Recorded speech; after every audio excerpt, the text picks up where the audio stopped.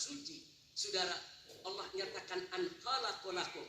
Sebagian dari tanda kebesaran Allah Subhanahu wa taala adalah Allah menciptakan bagi kamu min anfusikum, dari jenis diri kamu sendiri, azwaja, pasangan hidup.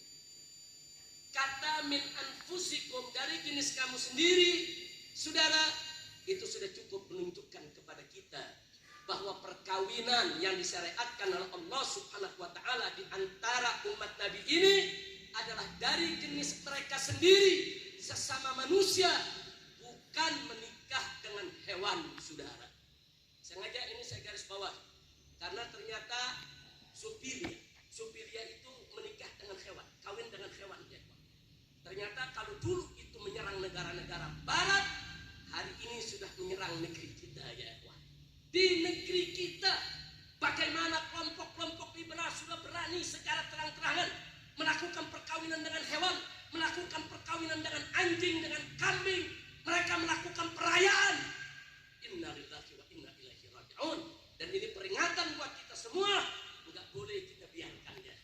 Hari ini kita biarkan, maka besok generasi kita akan dirusak oleh mereka, saudara.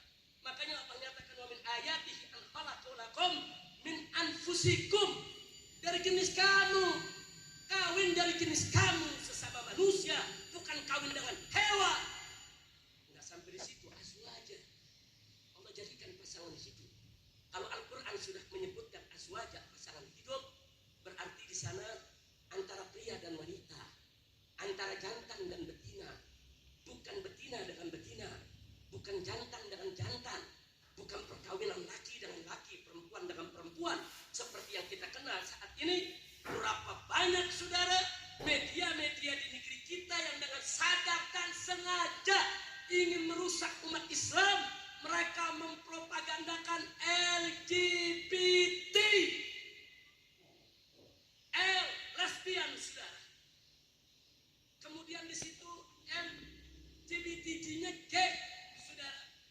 Jadi ada lesbi, ada gay, saudara, ada bisex, ada transgender, saudara. Ini semua bertentangan dengan syariat yang dibawa oleh Nabi kita Sayyiduna Muhammad sallallahu alaihi wasallam. Jadi ayat ini indah, kita ingat ya, sebagai tanda-tanda dari kebesaran Allah. Perkawinan itu dari jenis kamu sendiri, jangan dengan hewan. Azwaja, berpasang-pasangan dong, laki dengan perempuan, betina dengan jantan, jangan sejenis, nggak boleh perkawinan sejenis. Nah, untuk apa semua itu? Allah menyatakan litaskunu ilaiha, agar kamu merasa cenderung aman, damai di sisi pendampingmu tadi, di sisi pasanganmu tadi. Ini kata litaskunu ilaiha maknanya luas. Jadi supaya kalau kita menikah sudah sesuai aturan Allah Subhanahu wa taala, untuk apa? Supaya hati kita tenang, pikiran kita tenang, jiwa kita tentram, cenderung kepada pasangan hidup kita, litaskunu ilaiha, supaya kamu cenderung, kamu aman, kamu damai di sisi pasangan hidupmu. Subhanallah. Apa sih maksudnya, saudara? Maksudnya tidak lain dan tidak bukan kedamaian zahir dan batin. Karena itu perkawinan bukan hanya persoalan kebutuhan biologis. Perkawinan bukan hanya urusan ranjang di kamar. Perkawinan harus mampu litaskunu ilaiha. Coba bagaimana kamu merasa cenderung kepada pasanganmu, damai, tentram. Artinya yuk kita berbagi kasih, berbagi sayang, berbagi cinta dalam pasangan hidup kita. Yuk kita berbagi suka dan duka, saudara. Kita bersyukur atas kelebihan pasangan kita dan kita wajib bersabar atas kekurangan pasangan kita, saudara.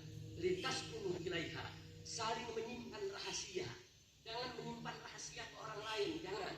Simpan rahasia dalam pasangan hidup kita ya, ikhwan. Yang tahu semua seluk-beluk hidup kita, yang tahu bagus dan jeleknya kita, karena dia menemani kita di kamar kita. Dia tahu semua kejelekan kita yang orang lain nggak tahu, saudara.